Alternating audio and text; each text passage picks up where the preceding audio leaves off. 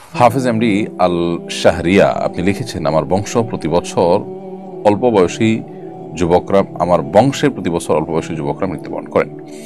আমাদের সকলের মৃত্যু হবে আমরা জানি, কিন্তু এরকম হতে থাকলে আমার বংশ তো নির্বংশ হয়ে যাবে। শোনা যায় আমার বংশে অভিশাপ আছে, তার কারণ কি এমন হয়? তার কারণে কি এমন হয়?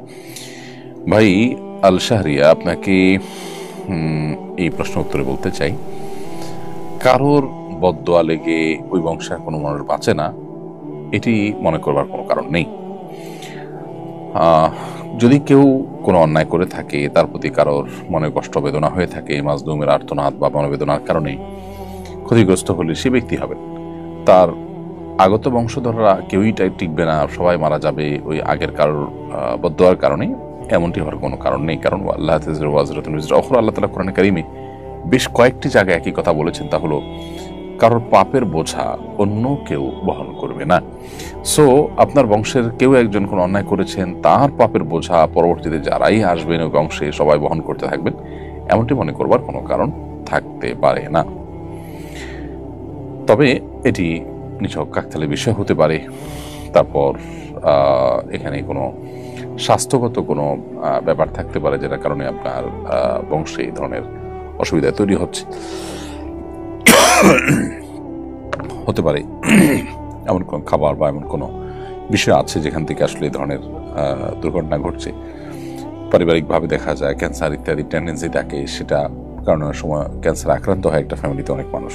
এরকম নানাবিধ স্বাস্থ্যগত হিস্ট্রিক্যাল কোনো ইস্যু থাকতে পারে, সেটা আপনারা চেক করতে পারেন, কিন্তু এটাকে বদদোয়া হিসাবে চালিয়ে দেওয়ার কোনো যৌক্তিক কারণ থাকতে পারে না। আমাদের বিয়ের বয়স 5 বছর, আমাদের 2 বছরের একটি সন্তান আছে, কিন্তু আমার স্ত্রীর প্রতি আমার কোনো আকর্ষণ বোধ হয় না। আমার স্ত্রীর কোনো দোষ নেই, সে যথেষ্ট ভালো মেয়ে। এই অবস্থায় আমার করণীয় কি? আমার সম্পর্ক অব্যাহত রাখা কি ঠিক হবে?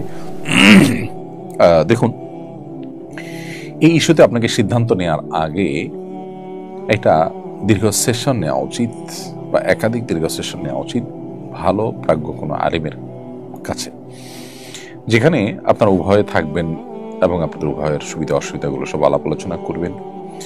তারপর আপনাদেরকে সিদ্ধান্তে আসতে হবে। বিবাহ বিচ্ছেদ বা সম্পর্ক ইতি টানা, এই বিষয়টা এতই গুরুত্বপূর্ণ যে এটাকে আসলে সংক্ষিপ্ত কোনো প্রশ্নোত্তরের সেশনে প্রশ্ন দিয়ে 10-20 সেকেন্ডের কোনো রিপ্লাই পেয়ে আপনি তার উপর ভিত্তি করে সম্পর্ক ছেদ করে ফেলবেন, বিষয়টা সেরকম নয়। আপনার পারিপার্শ্বিক অবস্থা কি, আপনি এক্সাক্ট কোন জায়গায় আছেন, সমস্যার জায়গাগুলো কি, সম্ভাবনার জায়গাগুলো কি, সেগুলো আপনাকে পর্যালোচনা করতে হবে, দেন আপনাকে ডিসিশনে আসতে হবে। যদি ব্যাপারটা এরকম হয় যে আপনার স্বাস্থ্যগত সমস্যা, তাহলে সেক্ষেত্রে আপনি চিকিৎসা করাতে পারেন। যদি হতে পারে আপনার মানসিক সমস্যা, সেক্ষেত্রে আপনি চিকিৎসা করাতে পারেন। ট্রিটমেন্ট অ্যাবল যদি না হয়, এদিকে আপনার স্ত্রী এভাবে চলতে থাকলে তার চরিত্র নষ্ট হওয়ার উপক্রম হয়, তাহলে সেক্ষেত্রে আপনাকে বিবাহ বিচ্ছেদের দিকে যেতে হতে পারে। তার চরিত্রকে হেফাজত করার প্রয়োজনে এই জন্য পরিস্থিতি কি আছে না আছে সেটি আলাপ আলোচনা করে তারপর আপনাকে সিদ্ধান্তে আসতে হবে।